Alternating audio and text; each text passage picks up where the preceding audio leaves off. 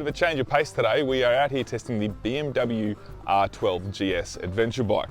Or is it an adventure bike? This bike is kind of a unique bike for BMW. You're probably familiar with their other GS range, which everyone is, and that's the big adventure bikes that you've seen for, well, at least the last 2 decades getting around town. And then BMW used to make a G450X, which was a 450cc enduro bike. And this bike is, I guess, channeling a little bit of that, a little bit of the R80 from back in the day in the Paris-Dakar races with the front end. But we are out here today to see, is this bike an adventure bike or is it a dirt bike? So we're gonna go test it on some fire trails, on some single track, and see what this new model from BMW fits into. Okay, so before we get into testing this bike and telling you what it's like, let's just run through with you guys some of the specs on this bike and see how it kind of differs to some of the bigger, more adventure spec BMWs. Built around the legendary BMW Boxer motor, the R12 GS runs an 1170cc air and oil-cooled Boxer engine with dual overhead camshafts, 4 radially arranged valves and a central counterbalance shaft. It delivers 109 horsepower at 7,000 RPM and an incredible 115 Newton meters of torque at 6,500. It runs a 12:1 compression ratio, throttle-by-wire injection and a closed-loop 3-way catalytic converter, keeping it compliant with Euro 5 Plus emissions. In top gear, the R12 GS will reach 210 kilometers an hour and it sips fuel at about 5.1 litres per 100 kilometers on the Eco mode. And like all of BMW's bikes, you can run this on pretty standard pump fuel. It has a maintenance-free 12 volt, 12 amp battery that feeds the electronics.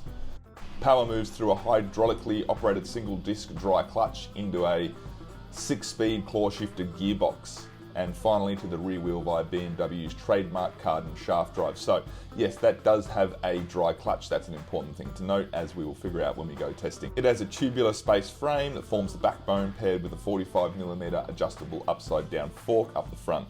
Different to BMW's kind of more traditional telelever system that we've seen in the past. Aluminium crossboat wheels run a 21-inch front rim and a 17-inch rear, which is pretty cool because the 21-inch is a dirt bike front end spec. Stopping power comes from a 310mm twin front disc with Brembo 2-piston floating calipers and a 265mm rear disc, all managed by BMW's Integral ABS Pro.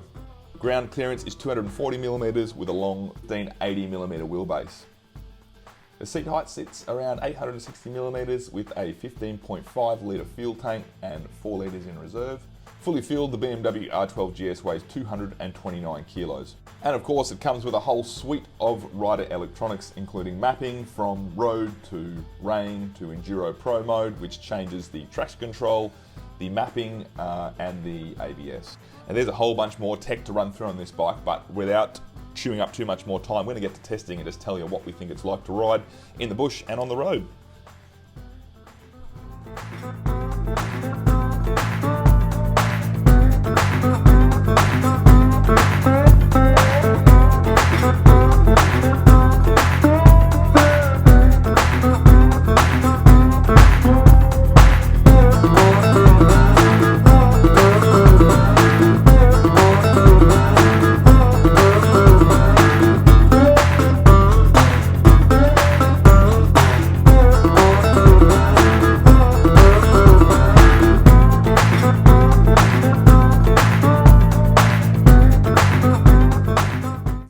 Okay, so we're going to try and answer that question we asked earlier about whether or not this bike is a dirt bike, an adventure bike, or a tourer, commuter, road thing. It has all the modes and it has the look of a dirt bike, but the one thing that we found letting it down to being called, say, a big bore dirt bike is probably the gearing. Everyone knows that these Boxer engines have so much power and so much torque. They're unbelievable. It's one of the best engines we've ever ridden, and they just have power for days. But we did find ourselves having to swing off the clutch heaps when we were turning around in single track, and bits and pieces that made that element of dirt bike riding just a little bit tricky. We still did ride it through single track. It still kind of smashed all of it out, but the clutch side of it meant maybe it's not a dirt bike. So does that mean it's an adventure bike? Well, I mean, again, the Boxer motor is going to make for an excellent adventure bike. It's an incredibly comfortable bike to sit on, like BMWs. All the BMWs 12 and 1300 range. They make a very comfortable bike. But I'd say the lack of a fairing up the front to give you some wind buffering down freeways on big adventure hauls probably means that the GS 1200 Beamers, the big adventure bikes, are probably a better adventure bike. And then we come back to then, does it make you a commuter? Yeah, sure, it'd be a good commuter, but it's also very wide. You know, if you want a commuter, you want something narrow, you can skim between lanes. So we've decided that it's probably a chameleon. It kind of does everything pretty well. You can actually single track with this bike because there's nothing to smash your chin on, no big fairing or plastic windscreen, and the suspension, it's not that standard telelever fork that BMW is kind of famous for that's in all their adventure bikes. It's a conventional fork and it's actually quite firm. We found the fork really stiff, which was really good for kind of ploughing into rocks and other bits and pieces. Even kind of hitting potholes on the fire road, it felt like firm, you know, almost dirt bike firm. So we liked the fork for single track. It worked really well. Same with the shock. The shock kind of stayed pretty true. Now we had it in Enduro Pro mode for all the single track and the dirt bike riding that we did, and Enduro Pro mode does still have an element of ABS on there. It's very faint, but it is in there, and that got in the way a little bit. We'd like to just take the ABS all the way off if we're going to ride single track, and I think anyone who's out there who's buying one of these things to, you know, kind of on any Sunday drift it into the pub and go through some single track, you're probably going to want to ditch the ABS. And same with the traction control. If you're going to be riding it in single track, like all adventure bikes, the traction control is pretty in the way, so make sure you get traction control off before you hit the single track. In terms of how like nimble it feels in single track, because these Boxer engines carry their weight so low, it's actually really nice to turn between trees, and you don't really have any problem staying in the single track and it throwing you off balance when you hit a rock. The only downside is that, like I said earlier, because the gearing is so tall, the internal gearing, and because it's a shaft drive, you can't change the final gearing. We did kind of run on into corners a bit and went on and off the clutch through the corners, which made it feel sometimes a little bit unbalanced because it kind of pushes out the high side. But if you're kind of on top of that and you've got a good body language on the outside of the bike, you can stand up and single track this thing through single track as well. So you can ride it in single track. There's just the gearing that we would love to see it far shorter internal gearing, and that would make it probably the biggest of big balls you could ride in the bush. It looks like a dirt bike, it feels like a dirt bike, it's just that gearing. As for adventure bike riding, like I said earlier, it's so comfortable. These bikes are designed for like munching kilometers, and this one is no different. You obviously don't get the fairing, and the fuel tank's smaller than say an adventure, but for, you know, what most guys are going to do on some casual adventure riding with a fair bit of dirt involved, it would be a really good bike without having this big cumbersome tank and fairing and everything kind of hanging off the front of it. So yes, you certainly can adventure ride it. We'd be a little bit concerned about where you're going to put some of your soft luggage bags and your racks. There's not a big kind of metal rack to tie anything off to, so you get, I'm sure, aftermarket from Beamer or from someone else, but that's the only thing if you're going to do some serious adventure riding is where you're going to put all your luggage. As for the seating position for adventure riding, super comfortable, just so neutral, so upright in your back. You're not hunched over to get the handlebars. When you stand up on it, you know, you're not kind of hunched over and you're hurting your back to stand up and ride the thing standing up. It's very comfortable. I'm 6'2" to stand up and ride all day.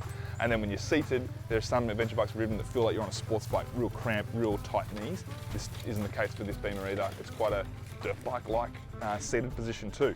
And of course, big, wide, nice, comfortable seat like we know with BMW. It's excellent as well. So it kind of ticks both boxes, and anyone who's ridden one of these things know how capable they are on the road. So as a commuter and a bit of a tourer that's maybe going to do more time on the bitumen, it absolutely eats it on that stuff as well. Now I'm going to quickly talk to you about the mapping modes. We, like I said, left it in the Enduro Pro mode for most of the time because we spent pretty much the entire day off-road doing single track and fire road. So you have the rain mode. Obviously everyone kind of understands now how this mapping works. The rain mode will kind of have the most intervention between traction control and ABS and mapping so that you don't slide out the low side in the rain. Then you've got the road mode, and the road mode kind of lets you unload it on the road, ride like a race bike. Then you go into enduro mode. Enduro mode would probably be pretty good if you're kind of just cruising down big open, you know, dirt roads. I wouldn't even say fire roads, dirt roads. It kind of has a limited amount of traction control and ABS and a mapping mode that makes the engine a little more controllable in the dirt. And then you go to the full Enduro Pro mode, and that obviously gives you way less traction control, the least amount of ABS, and probably I would say it actually felt the more aggressive of the mapped, almost like the road map aggressiveness, and that was handy when we just kind of needed to pop up and over stuff, providing we were kind of swinging off the clutch and that throttle. So the mapping in this stuff's really good. Now the last thing I'm going to mention is this doesn't have any of that fancy auto adjusting suspension that BMW have on their other models. It's dirt bike-like suspension, and that's what we really like about this model, is that there's no fancy electronics aside from the things I just mentioned with the modes that are going to get in the way and cause you lots of problems. It does have a quick shifter, which is excellent. You can go down and it gives you a blip of throttle. You can go up and it makes it nice and smooth. Quick shift is real handy too. And the last thing I probably should mention too is the brakes. The brakes were really good. I found you could kind of just ride the back brake. It's got a really big lever for your foot, and I actually spent most of the time kind of sitting on the back brake a bit in the single track to control the rear end of the bike, but yeah, it didn't kind of fry the brakes. We couldn't smell them, so yeah, typical BMW brakes as well. But anyway guys, that's a wrap for us on the R12 BMW. This is their new model. Like I said, it's got a bit of a Paris-Dakar feel to it from way back in the day. We put some scratches all over the front fender. Apologies for that BMW getting through some of the single track, but we do believe you could single track it. If the gearing was just slightly different, it'd be an awesome single track bike, and it makes for an awesome adventure bike as well, and even a commuter.